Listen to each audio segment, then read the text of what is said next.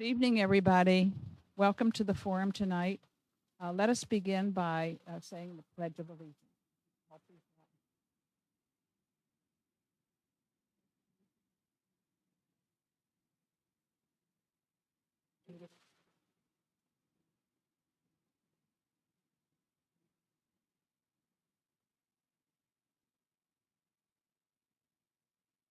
So good evening again, and welcome to the Senate District 14 debate tonight. We had expected Scott Pickering, the general manager of the East Bay newspapers, the media group, to be here. But instead, we'll have Susan doing an able job. This forum is presented by the League of Women Voters and the East Bay Media Group. The League of Women Voters has been holding candidates forums at local, state, and national levels since women got the vote in 1920. The League never supports or opposes candidates. The League holds voter registration drives, and members study issues important to in their regions. We invite you to learn more about the League by visiting our website, League of Women, LWVRI.org. The pamphlets on the table in the back, and we welcome new members, both men and women. Comparing candidates side by side is one of the best ways to help you decide who will best represent you. In presenting forums, the League follows IRS rules, which consider it unfair if one candidate speaks when his or her opponent is not present. We invited the candidates for House District 64, Jenny Furtado and Ashley Pereira, to debate tonight. Ashley did not respond. We would like to introduce Jenny, who is willing to participate. Thank you, Jenny. Would you please stand up? Yeah. Thank you. Thank you. Tonight we are hearing from candidates for State Senate District 14, Valarie Lawson and Brian Coogin. Our moderator, Susan, will ask questions which have been submitted in writing and which address issues that are important to you, the voters. Questions may be combined or paraphrased at Susan's discretion. Each candidate will have the same amount of time to speak. Each gets an opening and closing statement and will be asked 6 questions. The other candidate will have the same amount of time to comment on the question or the response. Each candidate also gets 8 wild cards of 30 seconds each that he or she can use to expand on any issue, bring up a new subject, or lengthen their closing statement. Your job as an audience is to please turn off your cell phones and hold your applause till the end of the debate. Now, Susan, welcome.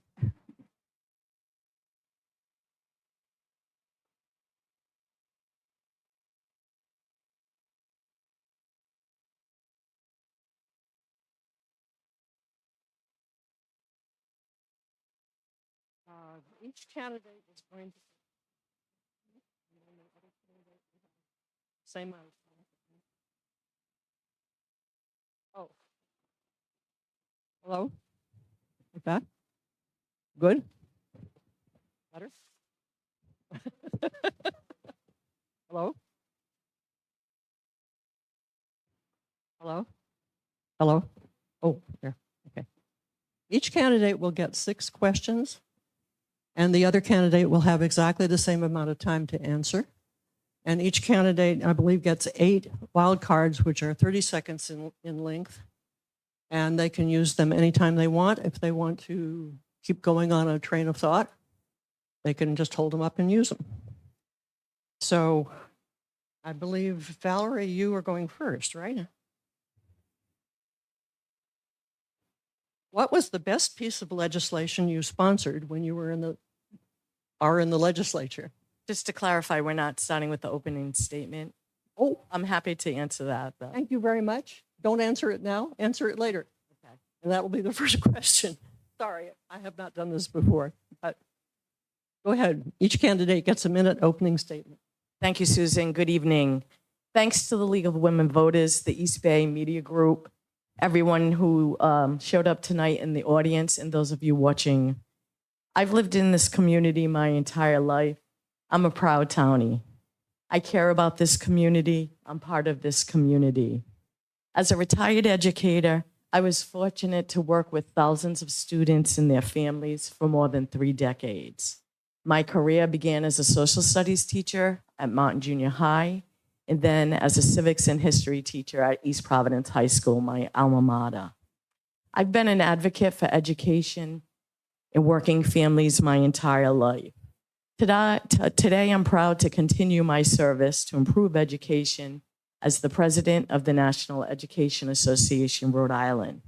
It's been an honor and privilege to be your senator, and we've accomplished many great things, including ending the car tax, reducing taxes for retirees and veterans, expanding our state's family leave program to 8 weeks, creating a $2.6 million grant program to assist East Providence businesses impacted by the bridge, securing funds to help Lynn Rehabilitation Center secure jobs and create a new memory care unit, and help provide funding for students in East Providence craft program. But there's still much work to be done.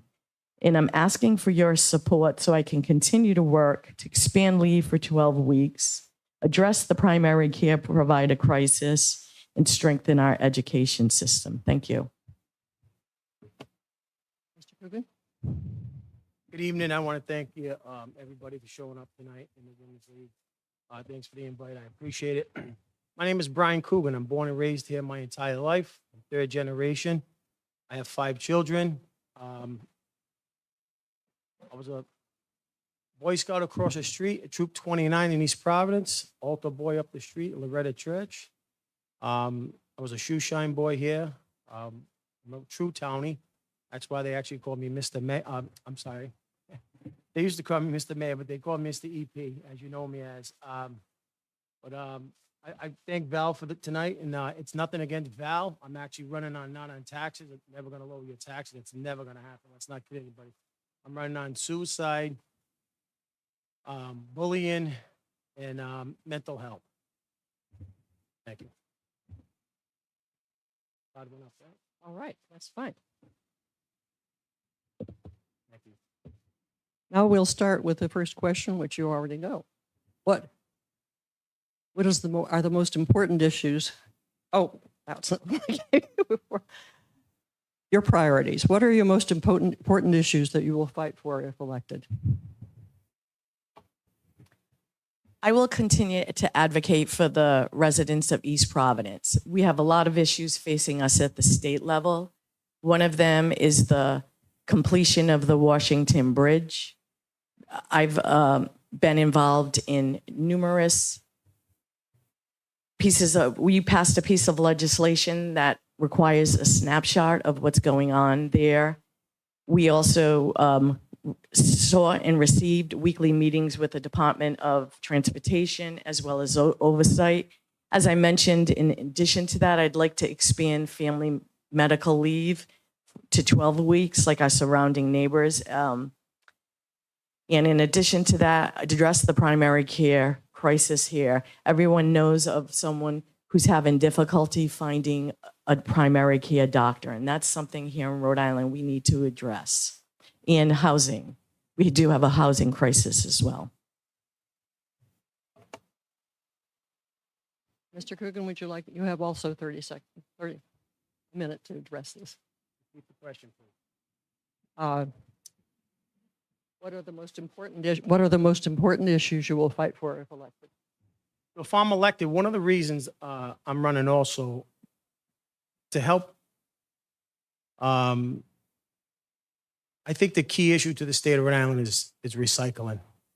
Whether it's plastics, oils, mattresses, there's a lot of money in it, and I think that the city could bring in a lot of revenue if we think outside the box and bring a roundtable discussion.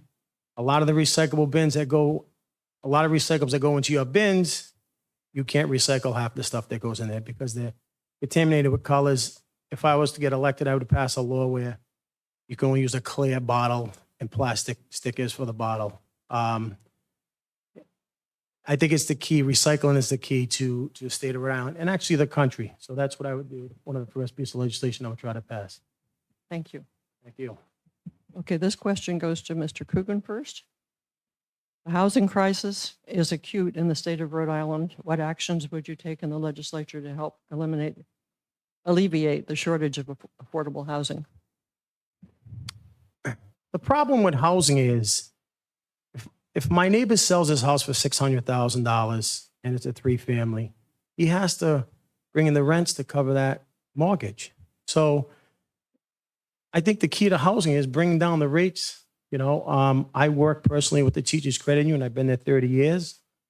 They got better rates. They do a little better because they're a smaller bank and the government gives them a little bit better rate. So I would urge people to go to their local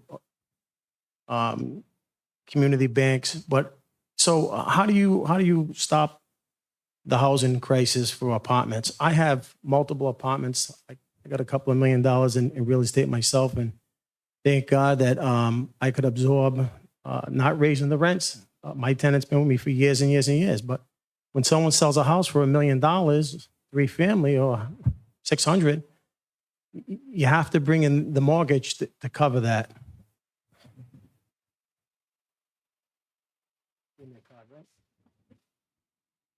Told me to stop. Yep, then you can use a wild card and keep going if you want. I'm gonna hang on to the wild cards because I got a lot to Okay. say. All right, Val, same question. The housing crisis is acute in the state of Rhode Island. What actions would you take in the legislature to help alleviate the shortage of affordable housing? We are facing a housing crisis, and we've done some work over the past couple of years to try and address that. But we need to continue to remove barriers. One of the bills we passed was an ADU bill that will help. We've invested over $300 million here in Rhode Island, but we need to continue to remove the barriers so that money can have shovels in the ground and bring about affordable housing. I was happy to sponsor a resolution last session, the previous session, to provide state funding for affordable housing here in East Providence. We need more projects like that. The Center City project, which would provide 144 units, affordable housing to people, have wraparound services. So we need to work together with local communities, the state, use that money and get those buildings built for people. Thank you. Okay, this question goes to Val first. Guns, the occurrence of mass shootings has continued to be a horrendous and tragic phenomenon in the U.S. The Rhode Island legislature continues to fail to pass legislation that would ban assault weapons. Would you vote to ban assault weapons? Why or why not? I would vote to ban assault weapons. I have signed on to that bill numerous times. I fully support it, and I fully support the legislation we have passed. And as a teacher, I've been extremely worried about that situation across the country and here. So we need to do everything that we can to make sure our kids and everyone in Rhode Island is safe. And I would absolutely vote for that bill and have been advocating for it. Thank you. Mr. Coogin? Repeat the question, please. The occurrence of mass shootings has continued to be a horrendous and tragic phenomenon in the U.S. The Rhode Island legislature continues to fail to pass legislation that would ban the most destructive weapons, assault weapons. Would you vote to ban assault weapons? Why or not? Why not? I actually would vote to ban assault weapons. Although I do have a permit to carry a gun myself. But the problem with the guns, it's not just the assault weapons, because there's mass shootings even without assault weapons. The problem is mental health. The mind is the most powerful thing in the world. Who would go into a school and shoot kids? Somebody who's not right. There should be legislation passed to hold the parents accountable if they get the guns. There should be other legislation accountable for if it's not the parents, it's a friend's gun. You need to report people with mental health, and that's some legislation that needs to be looked at to how do we help our loved ones with mental health, because it's an epidemic where people just get a gun and go and shoot people. So it doesn't matter if it's a heavy assault weapon or a revolver. A gun is a gun, and people kill people because they got mental health problems. Thank you. Thank you. You spoke on that, right? Okay. The next one is about health, the lack of primary care physicians. There is an acknowledged pay gap between Rhode Island and neighboring states for primary care physicians. What do you think the legislature can do to address this? We have begun to address this, but it's just been baby steps. And as I mentioned earlier, this really is a crisis in Rhode Island. We began with providing taxes for student loans for primary care providers. There's a commission actually meeting this evening to begin the conversation of what can be done to support them and keep them in Rhode Island because of those reimbursement rates, and possibly creating a medical school here in Rhode Island at URI. But we need to address and increase primary care reimbursement rates. That's why primary care providers are leaving to go to Massachusetts and Connecticut, because they can provide the same service and be paid much more. So we need to address that. We've done that in other areas of healthcare. We need to now do that in primary care.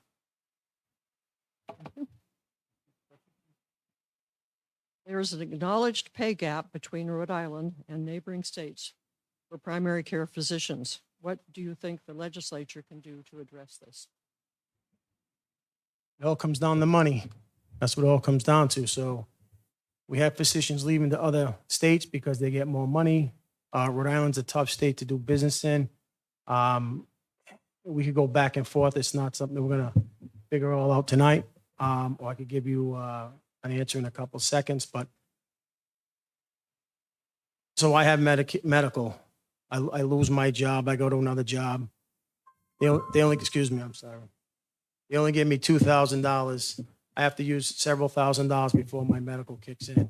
So we need to lower that for the families, number one. Number two is you got troopers leaving here. You got other police officers, fire department, because other states give a better deal. So we need to sit down and figure out how to keep them here. Okay, thank you. Nobody wants to elaborate on any of this? No wild cards being used? Okay. Next question involves the lack of participation in voting in recent years, and the lack of civic education, and the need for students to understand, and grown-ups too, to understand their duty to vote and pay attention to who they're voting for.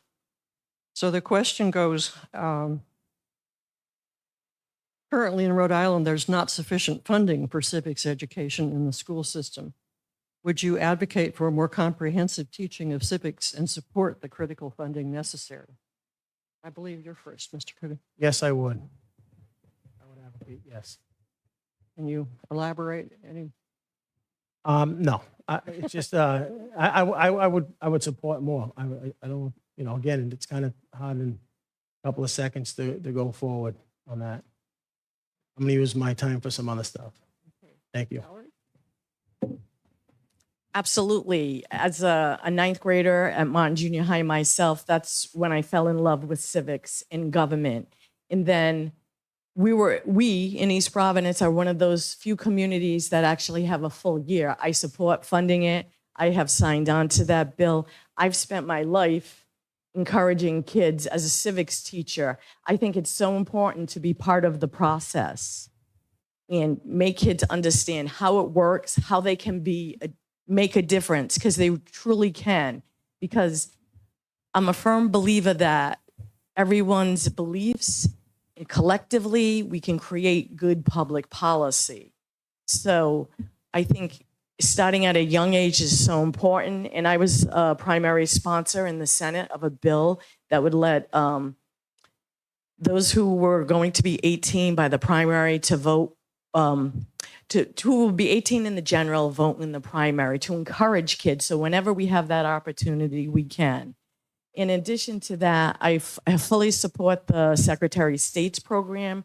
He's going around to states across, schools across the state, and encouraging civic participation in education. And he's doing, for those of you who are familiar, so there used to be an Insight program in Rhode Island that went away, and the Secretary of State has brought it back to life to encourage kids. I fully support that. Our organization was a prime sponsor of that, and I think we need to do more things like that. Thank you.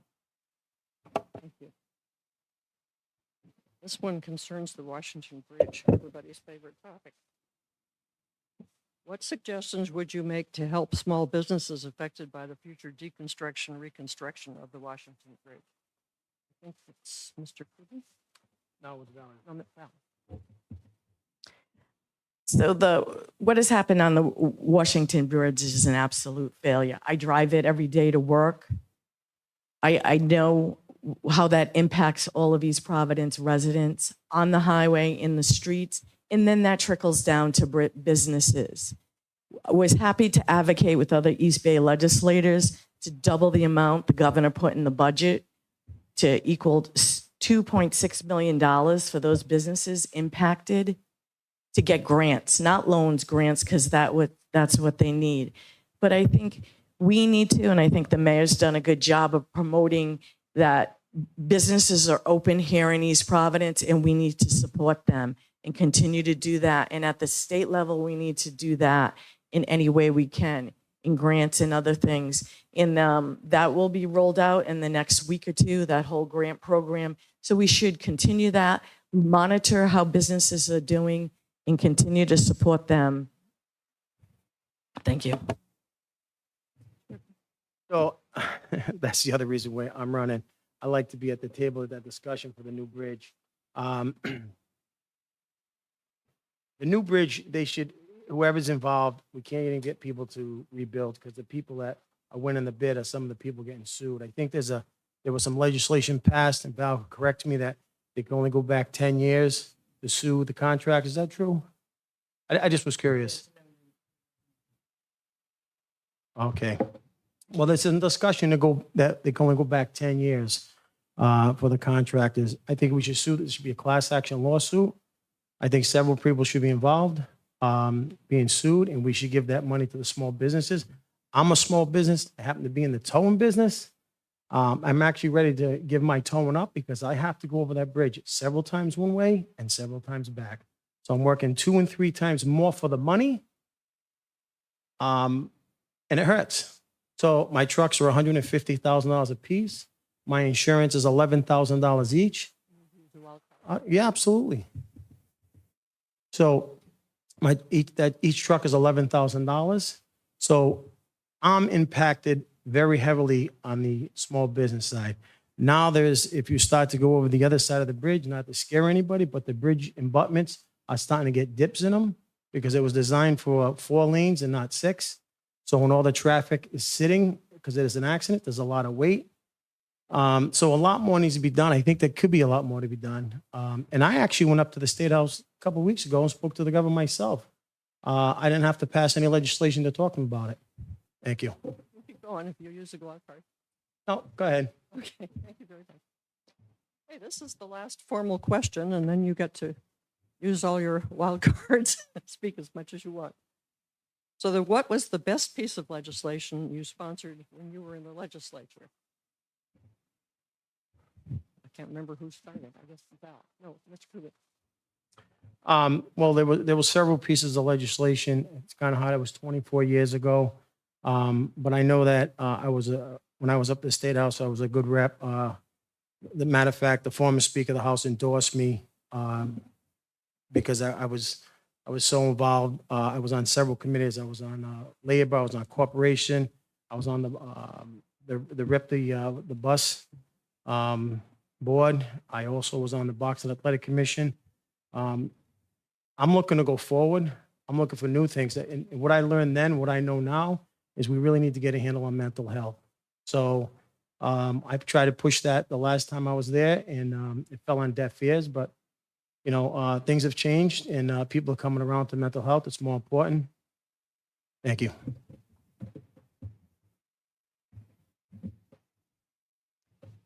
I think I mentioned earlier the TCI bill. So the bill that was passed this year increases the number of weeks, also increases dependency allowance if you have a child from $10 to $20 a week. People who have to care for sick loved ones or if they have had a baby can extend their time out and receive payment for up to 8 weeks. I'd like to expand that to 12 weeks.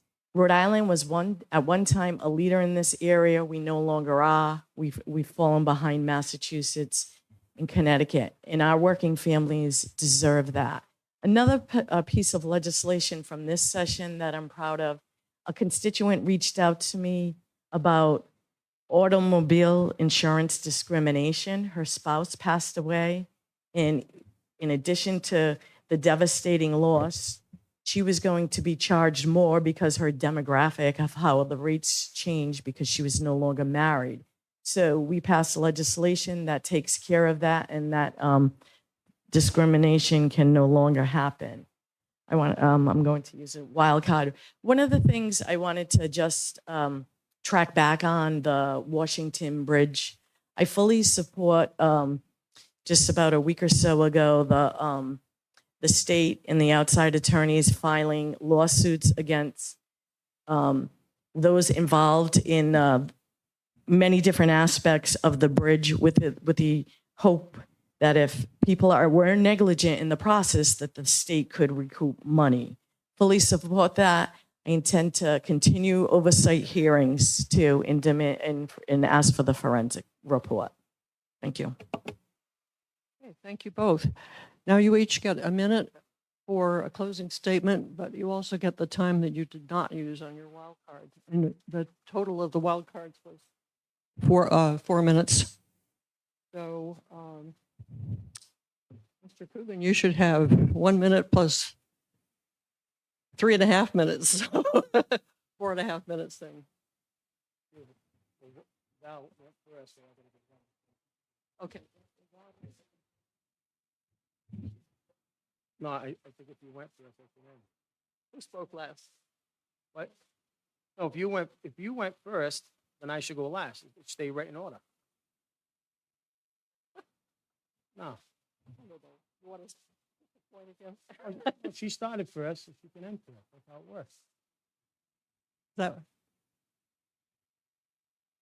Okay. Say that again? Well, that should have been at the beginning of the rules because that's what I was under the impression I was going to go last. So no one told me that. So I will let Val go first. Ladies first, anyways. I don't know what to say. We can put this on. Yeah, we'll flip a phone. How's that?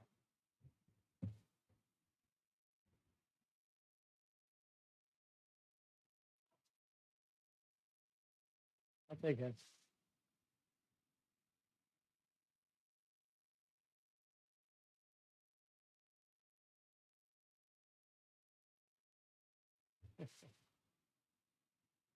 Okay.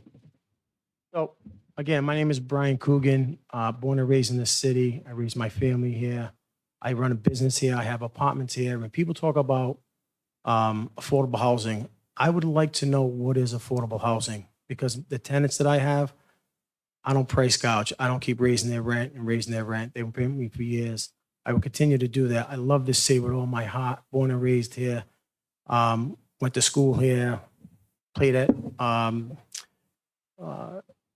all the golf courses, sledding. I'm not going to mention just one. You talk about the forensic audit for the Washington Bridge.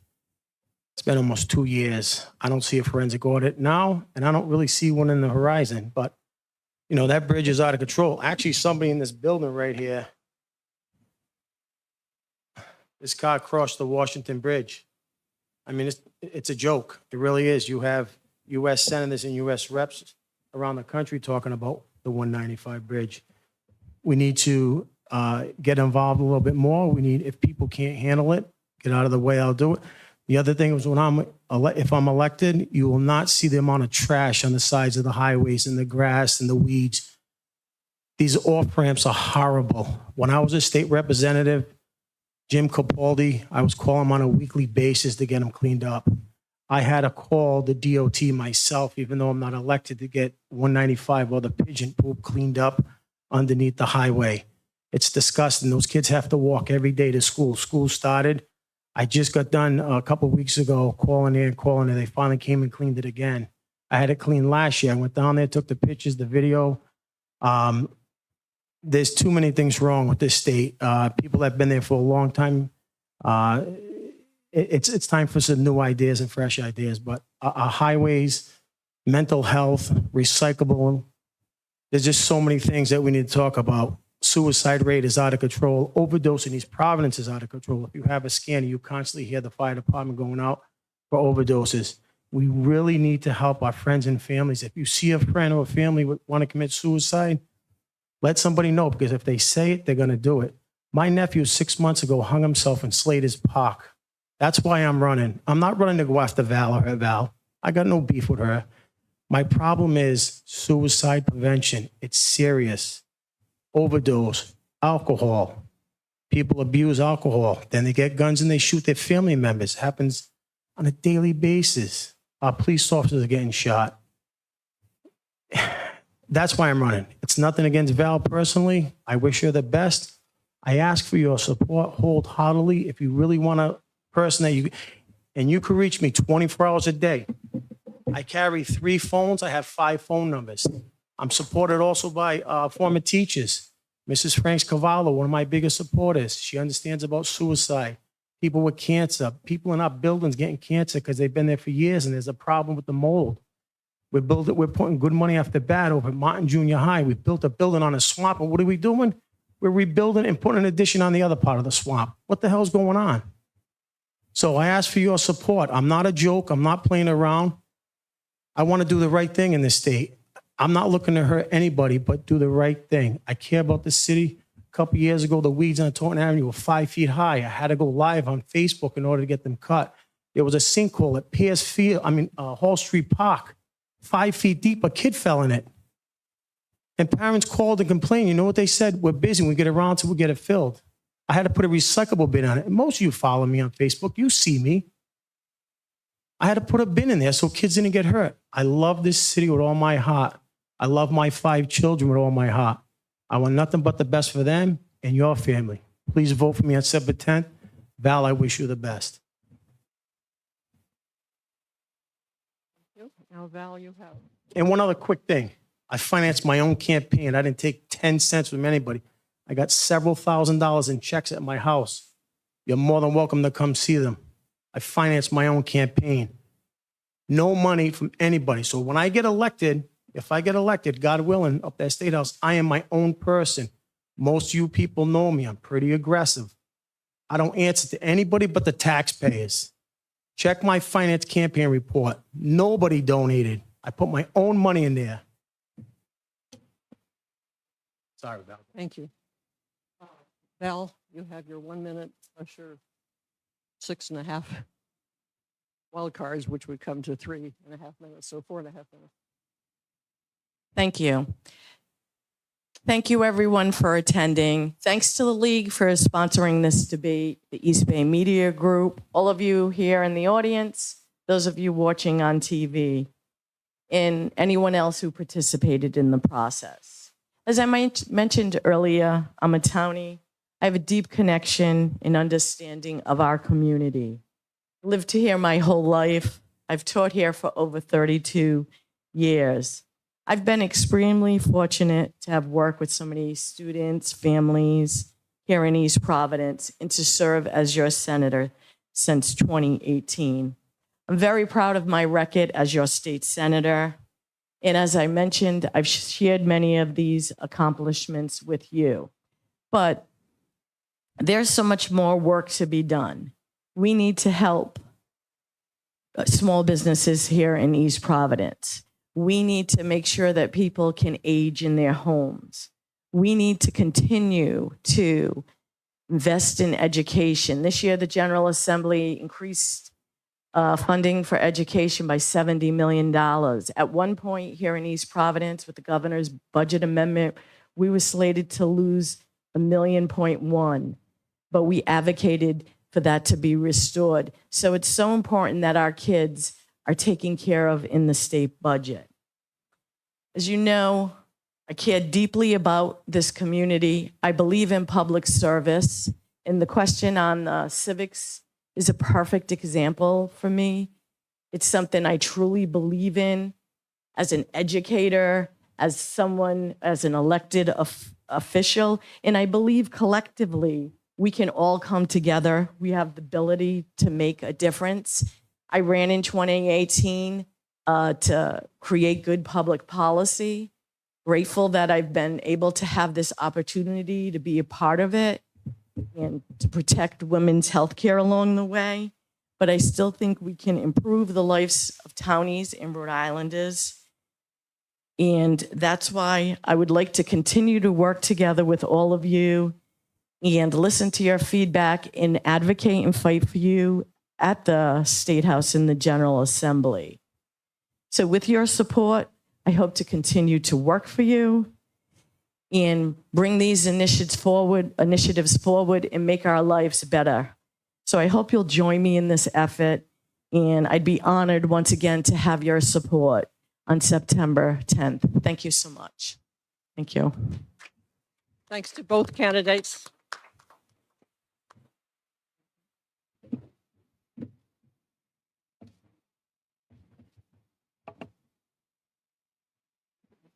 For not being a professional moderator. You did an excellent job. Thank you to Susan, who pinched hit for Scott. She did a great job. And thank you to Lisa, Becky, and Laura for timekeeping and scoring. Thank you to, obviously, to Valarie and Brian. And thank you to Chris over there, who's doing all the recording for us. And thanks to the city for allowing us to use this very nice space. Oh, we're doing that. So there are two dates that we want you to remember. On October 9th, the League and the East Bay Media Group have invited candidates for school board in Ward 1. That's Charles Sonis and Ryan Queenan. And in Ward 4, Jessica Beauchesne and Chrissy Rossi to debate here in City Hall. That's October 9th. The other, we hope to get Scott for that one. Other local race affecting East Providence is for House District 66. So Jennifer Boylan and Janine Wolf have been invited to debate at the Barrington Library on September 30th. So good night. Encourage your neighbors and your friends to tune in to the leagueofwomenvoters.org website, and you'll be able to access the debate tonight. We urge you to vote in the primary on September 10th and to vote in the general election on November 5th. So thank you all. You're a great audience.